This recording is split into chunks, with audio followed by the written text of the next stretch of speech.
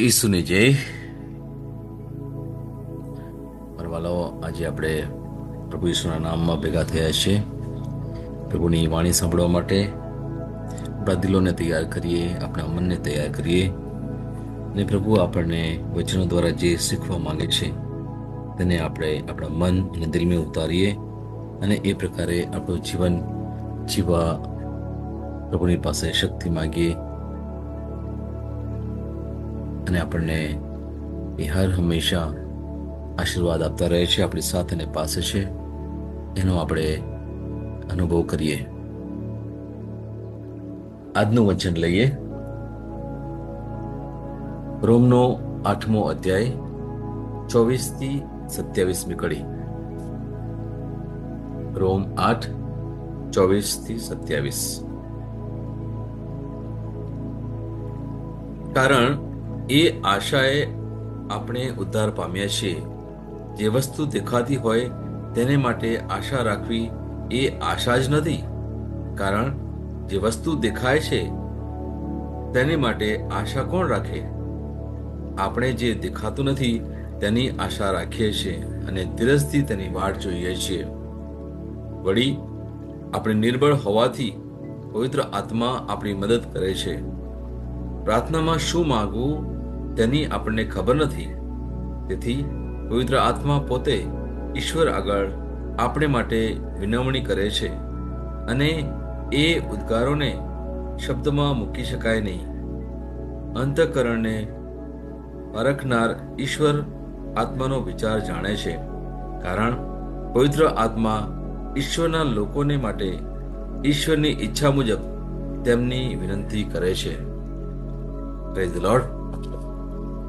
આજે આપણને કંઈક નવું પ્રભુ શીખવાડવા માંગે છે, અને એમાં મુખ્ય જે બાબત એ આ છે, એને એક ઉદાહરણ દ્વારા તમને જણાવી શકું કે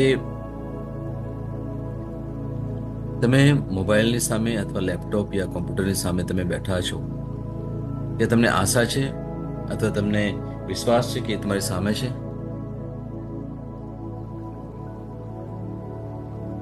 તમે એવું કહેશો કે હા, મને ખાતરી છે કે અમારી સામે છે. તમે જ્યાં બેઠા છો ત્યાં આજુબાજુ લોકો છે, એના માટે તમારે વિશ્વાસ કરવો પડે છે? ના. કેમ? કારણ કે એ વાસ્તવિક લોકો છે, વાસ્તવિક વસ્તુઓ છે, ને એનામાં કોઈ આશા રાખવાની કોઈ જરૂર નથી. જે દેખાય છે એમાં આશા નથી હોતી. જે આપણે શરીરની ઇન્દ્રિયો દ્વારા કે મનથી જે ઓળખી શકીએ, જોઈ શકીએ, સ્પર્શી શકીએ, એમાં કોઈ આશા ના હોય. પણ જે દેખાતું નથી, જે અદ્રશ્ય છે, એમાં ચોક્કસ આપણે આશા રાખી શકીએ. અને એટલા માટે અહીંયા 26મું જે વચન છે એ પ્રમાણે કહે છે કે આપણે નિર્બળ હોવાથી પવિત્ર આત્મા આપણી મદદ કરે છે. અને એટલે પ્રાર્થનામાં શું માંગવું એ આપણને ખબર નથી. તેથી પવિત્ર આત્મા પોતે ઈશ્વર આગળ આપણે માટે વિનવણી કરે છે, અને એ ઉદ્ગારોને શબ્દમાં મૂકી શકાય નહીં. આ ઉદ્ગારો વિશે વાત કરીએ ત્યારે તમને જો ખબર હોય કે આપણે આપણી પ્રાર્થનાના અંતે આપણે અન્ય ભાષામાં વાત કરીએ છીએ, અને અંગ્રેજીમાં કહેવાય ટુ સ્પીક ઇન ટંગ્સ. પહેલા આપણે આ વચન વિશે થોડી સમજૂતી લઈએ. જ્યારે આપણે નબળા હોઈએ છીએ ત્યારે શું પ્રાર્થના કરવી આપણને ખબર નથી, ત્યારે પવિત્ર આત્મા શબ્દહીન નિશાસા સાથે આપણી મધ્યસ્થી કરે છે. એટલે આપણી મર્યાદા શું છે? મર્યાદા એ જ છે કે આપણે શું પ્રાર્થના કરવી આપણને ખબર નથી. આપણે શબ્દો બોલીએ છીએ, પણ છતાં પણ ખરેખર આપણે આત્માથી શું પ્રાર્થના કરવી આપણને ખબર નથી. એટલા માટે ઘણીવાર અમુક પ્રાર્થનાઓ છે ને એ પેલી રેડિયાળ અથવા રૂઢી પ્રમાણે એ ચાલતી રહે છે. પ્રભુએ આપણને જે ઉત્તમ પ્રાર્થના શીખવી છે, એ મારા બાપ, એ પણ ઘણીવાર આપણે જસ્ટ બોલવા ખાતર બોલતા હોય ને ત્યારે એની અંદરનો જે ગૂઢાર્થ છે, એની પાછળ પ્રભુ નો શી સમજ છે એ કદાચ આપણી સમજી શકતા નથી, અને એટલા જ માટે એની અસર નથી થતી. અહીંયા વચનમાં બીજી વાત એ પણ છે કે આપણને જે દૈવી સહાય, ઈશ્વરીય સહાય જે મળે છે એ શું છે કે પવિત્ર આત્મા આપણને સહાય કરે છે, કે કારણ આપણે નબળા છીએ, દુર્બળ છીએ, માનસિક રીતે ઘણીવાર જડ થયેલા છે. ગઈકાલે વાત કરીએ પ્રમાણે આપણે જે વિચારીએ છીએ, આપણને લાગે છે હું જે વિચારું છું એ જ સાચું, હું જે માનું છું એ જ સાચું. મારા વાલાઓ, જે આપણે માન્યતા રાખીને બેઠા છીએ ને, એ જ માન્યતા લઈને પેલો શૈતાન આપણને દુઃખી કરે છે, આપણને ફ્રસ્ટ્રેટ કરે છે, હતાશ કરી દે છે. એ જ શૈતાન આવા જડ મનના વિચારો લઈને આપણને કે ડિપ્રેશનમાં ડાલી દે છે, મૂકી દે છે, જો આપણે સભાન નહીં થઈએ તો. એટલા માટે વચનમાં આપણને બહુ સુંદર રીતે વાત કરી છે કે આપણે શું પ્રાર્થના કરવી, શું માનવું, આપણને ઘણીવાર ખબર નથી. આપણા શબ્દો એટલા મર્યાદિત છે. દુનિયામાં એ શબ્દો ચાલે, દુનિયાના લોકો સમજી શકશે, પણ જ્યારે આપણે અહીંયા બેસીને જે ઈશ્વરીય વિશે વાત કરીએ છીએ, સ્વર્ગ વિશે વાત કરીએ છીએ, આધ્યાત્મિકતા વિશે વાત કરીએ છીએ, ત્યારે જે દુનિયાની જે રીતો છે, દુનિયાના જે શબ્દો છે, આપણી જે માન્યતાઓ છે, એ અહીંયા લાગુ નથી પડતી મારા વાલાઓ. અને એટલા જ માટે ઘણા લોકોને જ્યાં પ્રવચન ચાલતું હોય, જ્યાં રિટ્રીટ ચાલતી હોય, જ્યાં ઈશ્વર વિશે વાત ચાલતી હોય, બાઇબલ વિશે વાત ચાલતી હોય, ત્યારે ઘણા લોકોને નીરસ લાગે છે. એ બધું અમારું કામ નહીં. ઘણા લોકો મેં સાંભળ્યા છે, અમુક લોકોને ભલે અમે ખ્રિસ્તી રહ્યા પણ અમને નથી જોઈતું આ બધું. કેમ? કારણ કે એ લોકોને જે રસ છે એ દુનિયાની બાબતોમાં રસ છે. જે ઇન્દ્રિયો જે એમને આનંદ આપે એમાં એમને રસ છે. પ્રભુ ઈસુ કોઈને ખ્રિસ્તી બનાવવા નતા આવ્યા. આ તમને કદાચ એટલું યોગ્ય ના લાગે, પણ જે સત્ય છે એ હું કહેવા માંગુ છું. પ્રભુ ઈસુ ફક્ત અને ફક્ત લોકોને ઈશ્વર કોણ છે, એમના પિતા કોણ છે એ ઓળખાવવા માટે આવેલા, અને એની સાથે સાથે એ લોકોને એટલું જ કહે છે કે તમે મારા પિતાને ઓળખો. અને એટલે સુધી જ્યારે શિષ્યો કહે છે કે અમને ઓળખાવો પિતા કોણ છે, એમણે શું કહ્યું ખબર છે? જે મને ઓળખે છે ને એ પિતાને ઓળખે છે. કેટલી સાદી સીધી સરળ ભાષામાં આપણે ઈશુને ઓળખી ગયા ને, તો સમજો કે આપણે પિતા પરમેશ્વરને પણ ઓળખી ગયા.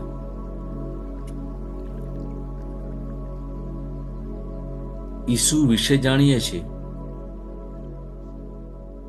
પણ ઈશુને સાથ ઓળખતા નથી. આ બે બાબતો મેં વાત પણ કરી. આજે પણ આપણે એની ઉપર વિચાર એટલા માટે કરવાનો કે આપણી જે માન્યતા સાથે આપણે જીવીએ છીએ અને વર્ષો સુધી આપણે એટલા બધા ફટકાઓ ખાધા છે, છતાં પણ આજે સુધરતા નથી. આપણે એટલી વાર આપણે પડી ગયા છે, એટલી વાર નિષ્ફળતાઓ મળી છે, એટલા દુઃખ ને નિરાશાઓમાં આપણે જીવન કાઢ્યા છે, એટલી કઠિન પરિસ્થિતિમાં આપણે જીવીએ છીએ, છતાં પણ પ્રભુ તરફ જ્યારે વળવાની વાત આવે ત્યારે ક્યાંક ને ક્યાંક આપણે નબળા ઉતરીએ છીએ. કારણ કે પેલું મન છે, જડ મન છે, એ આપણને આવું કરવા દેતું નથી. એટલે આપણે મનને એટલું કાબુમાં રાખવો પડે, એટલું તો તમારે શું કહે ને, શિસ્તબદ્ધ થવું પડે કે જેથી મારું શરીર કંઈ પણ કહેતું હશે કે આરામ કર કે બીજું કંઈક કર, કે મોબાઈલ પકડીને તું અંદરથી રીલ જો ને ઘણું બધું કર, તો ફરવા જા ને લોકો સાથે ગમે તેવી વાતો કર ને, એ પછી આવી બાબતોમાં તારે પડવાની જરૂરત નથી. દુનિયા જે છે એ જ સત્ય છે, બીજું કશું સત્ય નથી. આ જળમન આપણને કહે છે. એટલા જ માટે આપણને આજે રોમનનો 8મો અધ્યાય 24-27મી કડી આપણને બહુ સુંદર સમજાવે છે. અને જે ત્રીજી બાબત છે એ કહે છે કે અકથિત વાતચીત જે આપણું મન સમજી શકતું નથી, આપણે સમજી શકતા નથી એવી કોઈ બાબત, એવી કોઈ વાત, એવા કઈ ઉદ્ગારો, એના વિશે અહીંયા વાત છે. એટલે આપણી જે ઊંડી અને જટિલ લાગણીઓમાં, જેમ કે દુઃખ, થાક, ચિંતા, આવી પરિસ્થિતિમાં કોઈ છટાદાર વાણી કે કહેવાય ને કે જેની પાસે ભાષાનું બહુ પ્રભુત્વ હોય એવા પ્રવચનો બોલવાની, એવા એવા શબ્દો બોલવાની કોઈ જરૂર નથી. એકદમ સાદી, સીધી, સરળ ભાષામાં તમારા તૂટેલા ફૂટેલા શબ્દો હશે, તમારા વાક્ય રચના પણ એટલી સારી નહીં હોય, છતાં પણ પ્રભુ કહે છે કે એ દ્વારા પણ મને ખબર છે તમે શું કહેવા માંગો છો. આપણી ભાષા એ કાર્યોથી ઉપરની વાત, અંતરની વાત પ્રભુ જાણે છે કે આપણે શું ઈચ્છીએ છીએ. એટલા જ માટે આપણે અન્ય ભાષાને આપણે આપણી પ્રાર્થનાના છેલ્લી સમયે કરીએ છીએ, અન્ય ભાષામાં વાત કરીએ છીએ, જ્યાં મનને ખબર નથી પણ આત્મા પરમાત્મા સાથે વાત કરે છે. અને એના વિશે આપણે થોડું સમજૂતી આગળ લઈએ કે આ અન્ય ભાષા શું છે. પ્રેષિતોનો 2 અધ્યાય એની 4 કડી. પ્રેષિતોનો 2 અધ્યાય એની 4 કડી લઈએ, જોઈએ શું કહે છે. તેઓ બધા પવિત્ર આત્માથી ભરપૂર થયા અને પવિત્ર આત્માએ પ્રત્યેકને આપેલી શક્તિ પ્રમાણે તેઓ જુદી જુદી ભાષાઓમાં બોલવા લાગ્યા. બીજું વચન કે છે, પેલો કોરિન્થ 14મો અધ્યાય અને 2 કડી. એમાં તો બહુ સુંદર રીતે વાત કરી છે, વિસ્તારથી વાત કરી છે. જો આખો 14મો અધ્યાય તમે વાંચો તમને વધારે ઊંડાણથી સમજ પડશે. બીજી 2 કડી આ પ્રમાણે કહે છે, અન્ય ભાષાઓમાં બોલનાર વ્યક્તિ માણસોની સાથે નહીં પણ ઈશ્વરની સાથે વાત કરે છે, કારણ કોઈ તેની ભાષા સમજી શકતું નથી. તેવી વ્યક્તિ પવિત્ર આત્માના સામર્થ્યથી માર્મિક સત્યો વિશે બોલે છે. અન્ય ભાષાઓમાં બોલનાર વ્યક્તિ માણસોની સાથે નહીં પણ પરમાત્મા સાથે, ઈશ્વર સાથે વાત કરે છે. અને આ ભાષા કોઈ સમજી શકતું નથી, ઇવન એટલે સુધી કે આપણું મન પણ સમજી શકતું નથી, પેલો શૈતાન પણ સમજી શકતો નથી આ અન્ય ભાષા. તેવી વ્યક્તિ પવિત્ર આત્માના સામર્થ્યથી માર્મિક સત્યો વિશે બોલે છે. જે ગુઢાર્થ, જે અંદરની વાત છે એના વિશે એ પરમેશ્વર સાથે વાત કરે છે. જે તમારી ખરેખર અંતરની જે ઈચ્છા છે, અંતરથી, જે આપણે એને શબ્દમાં નથી મૂકી શકતા અથવા કોઈને આપણે કહી નથી શકતા, એવા ઉદ્ગારથી, એવા અવાજથી, એવા શબ્દથી આપણે ઈશ્વર સાથે વાત કરે છે. અને આ મન નથી કરતું પણ આત્મા ઈશ્વર સાથે વાત કરે છે.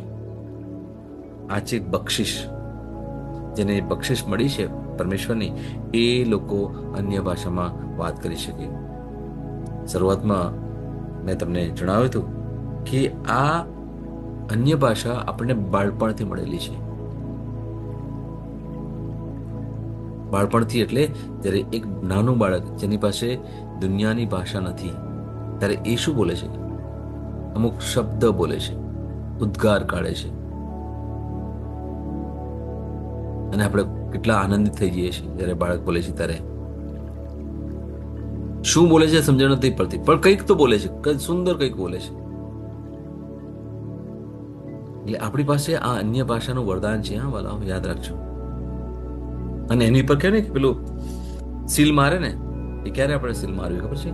કહે ને કે સિક્કો મારે, એ જ્યારે આપણે બાપ્તિસ્મા લીધું એ સમયે આપણી અંદર પવિત્ર આત્માનો વાસ થયો છે, અને એ સમયથી આપણને આ સુંદર વરદાન મળેલું છે. Praise the lord. અને એટલા માટે આપણે આ અન્ય ભાષાની નો ઉપયોગ આપણે વારંવાર કરવો જોઈએ. જ્યારે પણ સમય મળે તમે અંદરથી બોલજો. એવું નથી કે તમારે આપણે લોકોની આગળ જણાવવાનું છે, નહીં. તમે એકલા એકલા પણ બોલી શકો, ગમે ત્યારે. તમે કામ કરતા હોય, તમે રસોડામાં હોય, તમે અભ્યાસ કરતા હોય, ગમે ત્યારે તમે ચાલતા કંઈ જતા હોય, તમે ગમે ત્યારે એ અન્ય ભાષાનો ઉપયોગ કરી શકો. એ વખતે આપણે એક જ કામ કરીએ છીએ જે આપણે સમજી શકતા નથી. આપણો આત્મા ઈશ્વર સાથે વાત કરે છે, અને એ કેવી વાતો કરે છે જે રહસ્યવાળી છે, જે આપણા મન અથવા આપણે જે કંઈ ઈચ્છીએ છીએ એને અન્ય ભાષામાં એ વાત કરે છે. આજે આપણે થોડો વધારે સમય લઈશું એમાં, ઓકે, અને પછી જોઈશું કે આપણી સાથે પરમેશ્વર કેવા કાર્યો કરે છે. અને ચોક્કસ હું તમને ખાતરી આપું છું કે અન્ય ભાષા બહુ જ ઉત્તમ ભાષા છે. ઘણા લોકો એને સમજી શકતા નથી, એટલા માટે કદાચ એને ગૌણ સમજે છે અથવા એને એટલું પ્રાધાન્ય આપતા નથી. પણ જે લોકોને ખરેખર સાચા અર્થમાં સમજણ પડી છે કે અન્ય ભાષા શું છે, એના ફાયદા શું છે, આપણે સમય આવશે ત્યારે આપણે જ્યારે ભેગા મળીશું ત્યારે એના વિશે આપણે વાત કરીશું અને એનો અનુભવ પણ આપણે કરીશું. પણ અત્યારે આપણે એક જ વાત કરીએ છીએ કે અન્ય ભાષાનું વરદાન આપણ સૌને મળેલું છે, અને એ માટે આપણે પ્રભુનો પુષ્કળ આભાર માનીએ. આગળ વધીએ. અહીંયા જે આપણે વાત કરીએ છીએ, વિશ્વાસ કરવાનો નક્કી કરીએ. એક ખ્રિસ્તીએ વિશ્વાસ કરવાનો નિર્ણય લેવાની જરૂર છે. અને વિશ્વાસ ક્યાંથી આવે? એ આત્માથી આવે છે. એટલે આપણે પહેલા વાત કરી હતી કે આત્મા, મન અને શરીર. જ્યારે વિશ્વાસ આત્માથી આવતો હોય ત્યારે પેલું જે મન છે એ જલ્દી સ્વીકાર કરી શકતું નથી. કારણ મનને શું જોઈએ ખબર છે? એને સમજવું છે આ કેમ થયું, ક્યારે થયું, કેવી રીતે થયું, અને આવી બધી ઘણી બધી બાબતો એને સમજવાની ઈચ્છા છે. એને બધી વાસ્તવિક બાબતો સમજવી છે, જોવી છે, અનુભવવી છે. એટલે મોટે ભાગે જ્યારે આ સમજ પ્રભુ તરફથી આપવામાં આવતી નથી ત્યારે મનને જે નથી સમજાતું તે બાબત પર વિશ્વાસ કરવાની ના પાડે છે.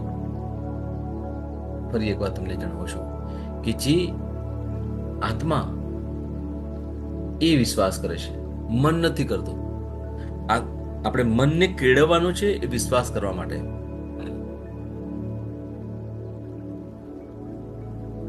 જે લોકો આત્માને પ્રાધાન્ય આપે છે અથવા આત્મા દ્વારા દોરાય છે ત્યારે એ લોકો વિશ્વાસ કરી શકે,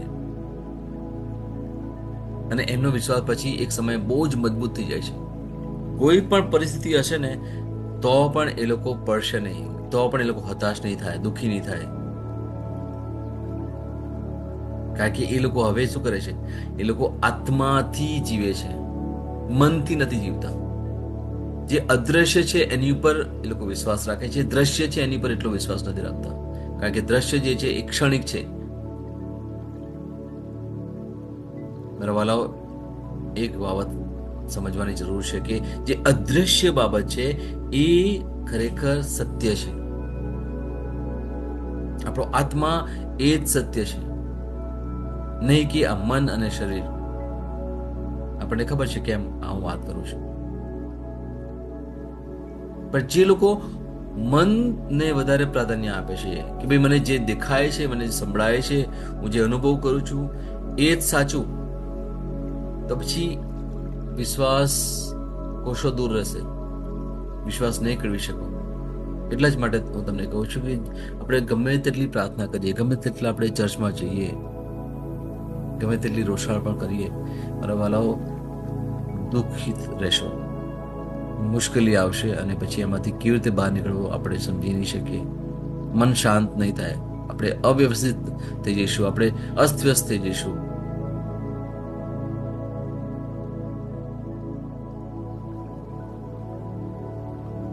અમુક બાબતો મને યાદ આવે છે પણ અત્યારે એક સમય નથી મારી પાસે વાત કરવાનો. પણ જો શું ચાલી રહ્યું છે મનમાં, કેમ આટલું બધું દુઃખ લાગે છે, કેમ આટલી બધી તકલીફ છે? કેમ આટલા અ, અસ્થિર છીએ?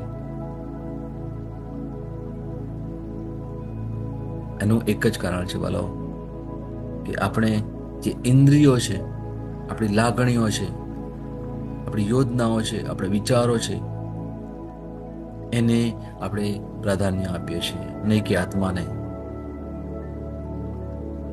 કે છે ને કે દુનિયામાં આટલું બધું દુઃખ છે. કેમ? કે દુનિયા જ એ વાસ્તવિક છે, જે દેખાય છે, સમજાય છે.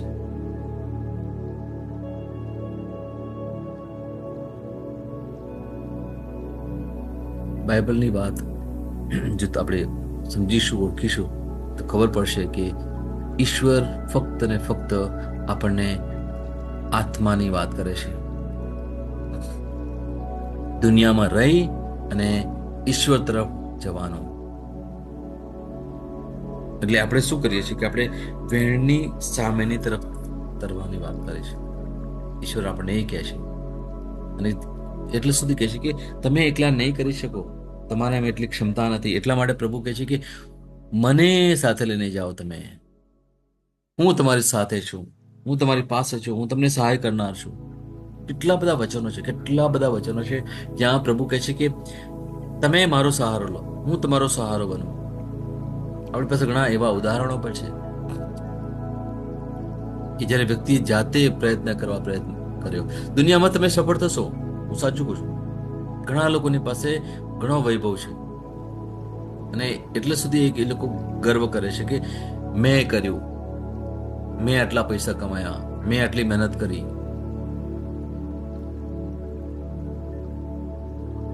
તમે આટલા પૈસા પણ કમાયા હોય, આટલી મહેનત કરીને જેટલું પણ તમે ભેગું કર્યું હોય, એની પાછળની શક્તિ કોણ છે ખબર છે તમને? ફક્ત ને ફક્ત પરમેશ્વર. Praise the lord. જો તમને તમારી અંદર પેલો શ્વાસ ના હોત ને, જે ઈશ્વરે તમને આપ્યો છે, તમે કશું ના કરી શકો. જો ઈશ્વરે તમને પેલી શક્તિ ના આપી હોત ને, તો તમે જ્યાં બેઠા છો ત્યાંથી ઊભા પણ ના થઈ શકો. જેટલું પણ કરીએ છીએ ને આપણે, ઘણી બધી બાબતો, મોટા ભાગની બાબતો આપણે લે છે એમાં શું, તેથી શું. એટલા જ માટે મારા એક પ્રીચર પાસ્ટર છે, એમણે વાત કરી હતી કે જો જ્યારે તમને બહુ દુઃખ થાય ને, તમને લાગે ને કે મારી પાસે પૈસા નથી ને, તો રોડ પર ફરવા નીકળજો તમે, અને જોજો પેલા ફૂટપાથ પર જે લોકો બેઠા છે ને, એ લોકોની તરફ તમે જોજો. જ્યારે તમને લાગે ને કે ફક્ત મારી સાથે જ આવું બધું થઈ રહ્યું છે, મારી જાત સાથે જ આટલું બધું દુઃખ કેમ છે. જે લોકો હોસ્પિટલમાં પડ્યા છે ને, એકવાર જજો તો હોસ્પિટલમાં જોવા માટે. કઈ જોવા જજો તમે.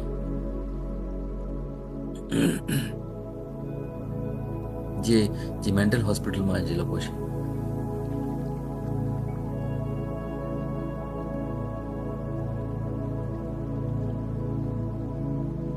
જો તમને લાગતું હોય ને હું તો બહુ પાપી છું, મેં તો બહુ ભૂલો કરી છે, અને એમાં પડ્યા હોય ને તમે, એકવાર તમે જેલની મુલાકાત લેજો તમે.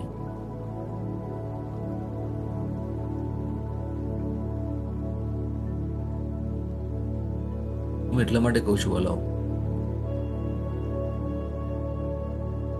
કે પરમેશ્વરે આપણને એટલા તો સંભાળી બચાવી રાખ્યા છે, આપણને એમની બાતમાં રાખ્યા છે, એમણે આપણો હાથ પકડી લીધો છે. આપણને એવી પરિસ્થિતિમાં તો નથી પડવા દેતા. એકવાર એક કથાકાર ની વાત સાંભળતો ત્યારે એમણે બહુ સુંદર વાક્ય કર્યું હતું. પછી હું એકવાર જેલમાં ગયો હતો કથા કરવા માટે, અને ત્યારે મેં આ એક વાત કરી કે ભાઈ તમારામાં અને મારામાં કોઈ ફરક નથી. હા, તમે અંદર છો, હું બહાર છું, કોઈ ફરક નથી. ફરક શું છે ખબર છે? કે તમે ભૂલ કરતા પકડાઈ ગયા, અને હું ભૂલ કરતા હજુ સુધી પકડાયો નથી. કેવું લાગે? આની પર તમે વિચાર કરશો ને તો તમને લાગશે કે પ્રભુ, તમે કેટલા સારા છો, કેટલા મહાન છો, કે તમે હજુ પણ મને બચાવી સંભાળી રાખ્યો છે.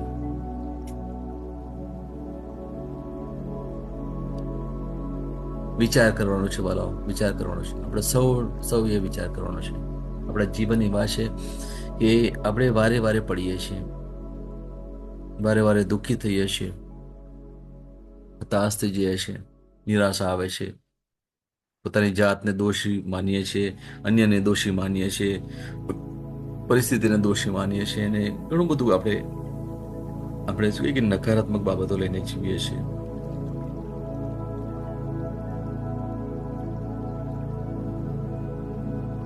ત્યારે ફક્ત ને ફક્ત આપણે વચનના સહારે જીવનની ઈચ્છા રાખીએ, કારણ કે વચનથી જ આપણને નવું જીવન મળે છે.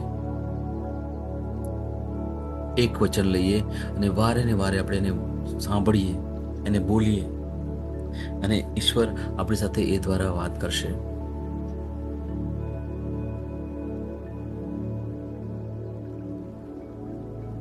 એક વિશ્વાસુ જે વ્યક્તિ છે, એના દિલમાં તો એ જાણે છે કે સત્ય શું છે, એનો અંતરાત્મા સમજે છે સત્ય શું છે, પરંતુ તેનું મન તે જ બાબતની સાથે યુદ્ધે ચડે છે. એટલે આ બાબતો આપણે શું કહીએ ને કે મન અને આત્મા એ બંને ઝોલા ખાય છે. ઘણી વાર આપણે કહીએ છીએ કે આપણે 50-50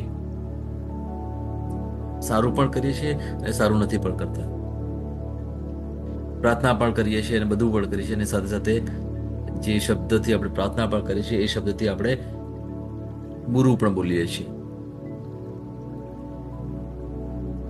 જે હાથથી આપણે દાન પણ આપીએ છીએ અને એ હાથથી આપણે લાંચ પણ લઈએ છીએ. જે પગ આપણને ચર્ચમાં લઈ જાય છે એ પગ આપણને બીજી જગ્યાએ પણ લઈ જાય છે.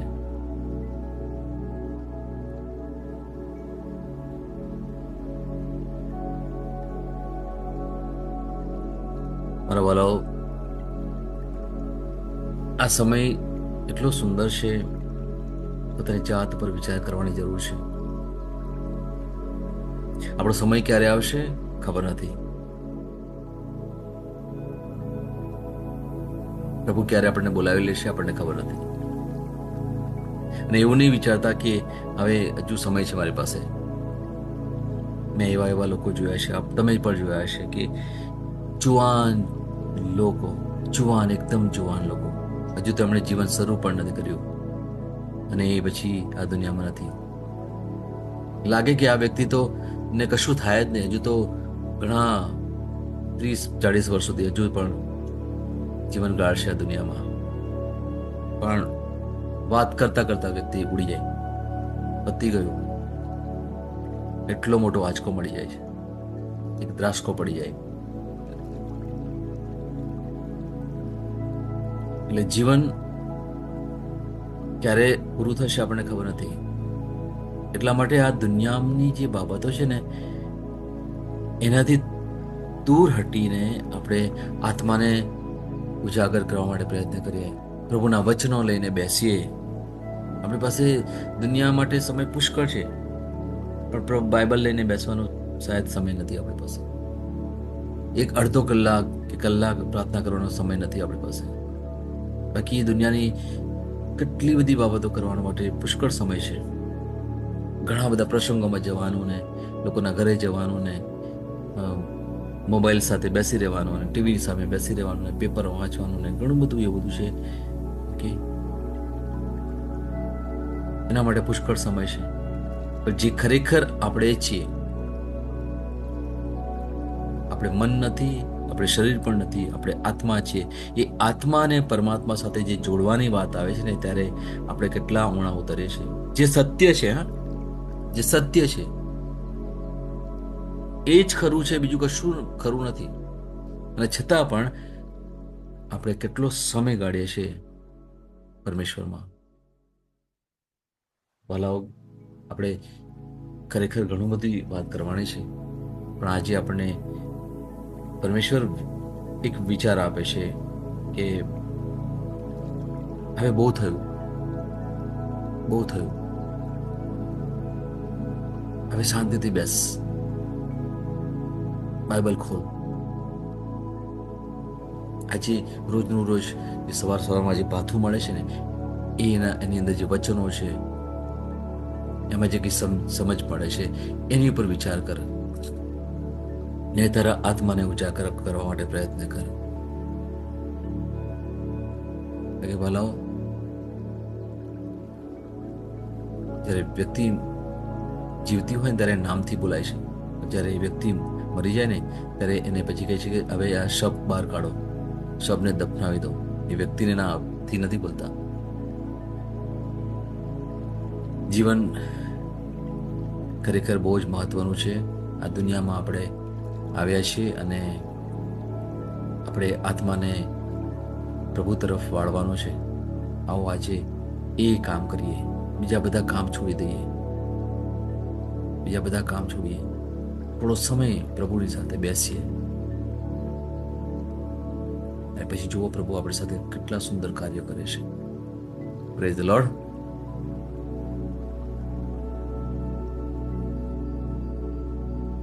તમે એ રીતે બોલો કે અર્થપૂર્ણ રહે. 12મો દિવસ, વિશ્વાસ ઘોષણા. હું જાહેર કરું છું કે હું વિશેષ, અસાધારણ અને અલૌકિક છું. હું સરેરાશ નથી. મને વૈવિધ્યપૂર્ણ બનાવવામાં આવ્યો છે. હું એક ખાસ પ્રકારનો છું. પ્રભુએ બનાવેલી બધી વસ્તુઓમાંથી તે મારામાં અત્યંત આનંદ લે છે. હું પ્રભુની શ્રેષ્ઠ કૃતિ છું, તેમની સૌથી કિંમતી સંપત્તિ. હું મારું માથું ઊંચું રાખું છું એ જાણીને કે હું સર્વોચ્ચ પ્રભુનો બાળક છું, જે તેમની ઉત્તમ છબી અને સમાનતામાં સમાયેલું છે. આ મારી ઘોષણા છે. દૈવી સ્વાસ્થ્ય કબૂલાત. મારું માથું, મારી આંખો, મારું હૃદય, મારા ફેફસા, મારી કિડની, મારું યકૃત અને મારા શરીરના તમામ અવયવો અને પ્રણાલીઓ શ્રેષ્ઠ રીતે કાર્ય કરે છે. શાશ્વત જીવન મારામાં કામ કરે છે. હું માત્ર એક સામાન્ય માનવી નથી. હું ખ્રિસ્ત ઈસુમાં દૈવી વ્યક્તિ છું. આમીન. હું જે પણ ઈશ્વરના નામ પર બોલું તે થશે જ. હું મજબૂત છું, હું તંદુરસ્ત છું, હું ધન્ય છું, હું સમૃદ્ધ છું, હું શક્તિશાળી છું, હું અભિષિક્ત છું, હું મુક્ત છું, હું પ્રભુનો વિશ્વાસી છું, હું પ્રભુ અને મનુષ્ય દ્વારા પ્રિય છું. હું જે જોઉં છું તે નથી બોલતો, પણ જે જોવા માંગુ છું તે બોલું છું. હું એક અવિભાજ્ય બીજ છું. હું મારા પ્રભુના ઘરમાં સારી જમીન પર રોપાયો છું. હું મારા ઈશ્વરની વાડીમાં નારિયેળના ઝાડની જેમ ફૂલું ફાલું છું. હું ખરા સમયમાં મબલક પાક આપું છું. હું પ્રભુમાં તાજા લીલા વૃક્ષો જેવો છું. હું વૃદ્ધાવસ્થામાં પણ ફળદાયક રહીશ. મારા પાન કદી નહીં કરમાય. હું જે પણ પ્રભુ ઈસુના નામમાં કામ કરીશ તેમાં સફળ થઈશ. ઈસુના નામમાં વસ્તુઓ હંમેશા મારા માટે કામ કરી રહી છે. હું ખ્રિસ્ત ઈસુમાં દરેક આત્મિક આશીર્વાદ મેળવનાર છું. હું મારા મનને ખ્રિસ્તના મન જેવું સંપૂર્ણ થવાનું કહું છું અને તેને નિર્દેશ આપું છું કે તે પ્રભુના વચનો દ્વારા ચાલે. હું મારા રજ્જુ અને ચિત્તાને જીવનની વાત કરું છું. હું મારા સ્નાયુઓ અને અસ્થિ બંધન માટે તાકાત બોલું છું. હું મારા હૃદય સાથે જીવન શક્તિની વાત કરું છું. હું સામાન્ય શ્વાસની પ્રક્રિયા જાળવવા માટે મારા ફેફસા અને પેશીઓ સાથે વાત કરું છું. મારી કિડની, યકૃત અને સ્વાદુપિંડને સંપૂર્ણ સ્વાસ્થ્ય અર્પું છું. મારા લોહીના દરેક કોષમાં જીવન છે. મારા હાડકાં સાદા અને નાજુક અસ્થિઓ ગોઠવાયેલા, મજબૂત અને મક્કમ છે. મારી આંગળીઓ ઉત્તમ રીતે કાર્ય કરે છે. મારી આંખોનો તેજ સારું છે. મારા કાન શ્રેષ્ઠ રીતે કાર્ય કરે છે. મારી ત્વચા નવા જન્મેલા બાળક અને ઈશ્વરની સુંદરતા જેવી મુલાયમ અને તંદુરસ્ત છે. મારા વાળના મૂળ સજ્જડ છે. હું મારા વાળને મજબૂત રહેવાનો આદેશ આપું છું અને જ્યાં વૃદ્ધિની જરૂર હોય ત્યાં હું વાળ ઉગવાનું કહું છું. મારા દાંત, અવાળા, જડબા, રક્તવાહિની બધું જ સ્વસ્થ, મજબૂત અને સંપૂર્ણ છે. મારા બધા હોર્મોન્સ અને ન્યુરોકેમિકલ ટ્રાન્સમીટર એકબીજા સાથે સંપૂર્ણ સુમેળમાં છે અને તેમના કાર્યોને સામાન્ય રીતે ચલાવી રહ્યા છે. મારું પાચન તંત્ર તંદુરસ્ત છે, તમામ ખોરાકને પચાવવા સક્ષમ છે. હું ખ્રિસ્તની આજ્ઞા પાલનમાં તમામ પ્રકારના વ્યસનો, માદક દ્રવ્યો, ખાવું પીવું, ટેકનોલોજી, મીડિયા, વિલંબ, ગપસપ, આળસ, અતિશય ઊંઘ, સુસ્તી, અનિવાર્ય ખરીદી અને દરેક પ્રકારનો અતિશય વપરાશ તમામને કાબૂમાં લઉં છું. જેમ ઈસુ છે તેવો જ હું છું. મારી પ્રજનન પ્રણાલી પૂરતી માત્રામાં અને સારી ગતિશીલતા દ્વારા શુક્રાણુનું ઉત્પાદન અને જમા કરી રહી છે. બહેનો માટે મારી પ્રજનન પ્રણાલી સમયસર ઈંડાકોષો ઉત્પન્ન કરે છે તથા જન્મ સુધી ગર્ભનું રક્ષણ અને પોષણ કરે છે. મારા અંગની દરેક પેશીઓ સંપૂર્ણ રીતે કાર્ય કરે છે અને હું મારા શરીરમાં કોઈ પણ ખામી કે ખોળખાપણને નકારું છું. મારી સંપૂર્ણ માનવ શરીર રચના અને શરીર વિજ્ઞાન ખ્રિસ્ત ઈસુમાં પૂર્ણ થયેલ છે. ઈસુના નામે હાલેલુયા, આમેન. ઈશ્વર પિતા મને પ્રેમ કરે છે, હું જાણું છું. ઈશ્વર પુત્ર મને પ્રેમ કરે છે, હું જાણું છું. ઈશ્વર આત્મા મને પ્રેમ કરે છે, હું જાણું છું. ઈસુની જય. ઈસુની જય. Hallelujah, hallelujah, hallelujah, hallelujah, hallelujah, hallelujah, hallelujah, hallelujah, hallelujah, hallelujah, hallelujah, hallelujah, hallelujah, hallelujah, hallelujah. Hallelujah, hallelujah, Rama Shekiri Kiri Biri Rama Shekiri Kiri Biri. Hallelujah, Lava Rama Shara Bara Bara Bara Bara Shikiri Biri Biri Shidi. Ola Rama Shara Rari Rama Shavar Vali Karama Shatore Karama Shatari. Libera Bara Shiveri Biri Bishi Biri Bala Karama Shatiki Mishilari. Libala Bali Karama Tarva Sotni Mishide Barale Krositri Arva Claria. Ribala Bara Shiver Biri Shiver Bili Karama Shotani Kiri Bishwarale.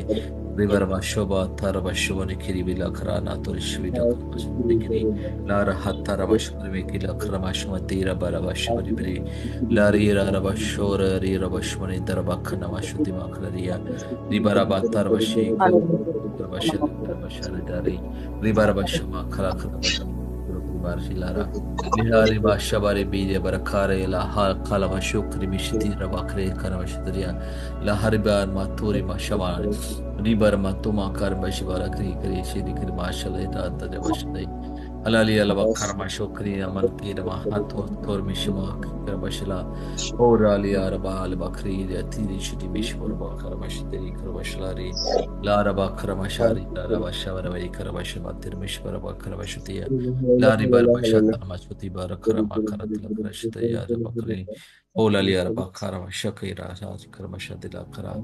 Hallelujah, hallelujah, hallelujah, hallelujah. Thank you, Jesus. Praise you, Lord. Hallelujah. Thank you, Jesus. Praise you, Lord. Thank you. पिता परमेश्वर no जय हो. પિતા પરમેશ્વરનો જય હો. पवित्र आत्मा no जय हो. પવિત્ર આત્માનો જય હો. प्रभु यीशु नो जय हो.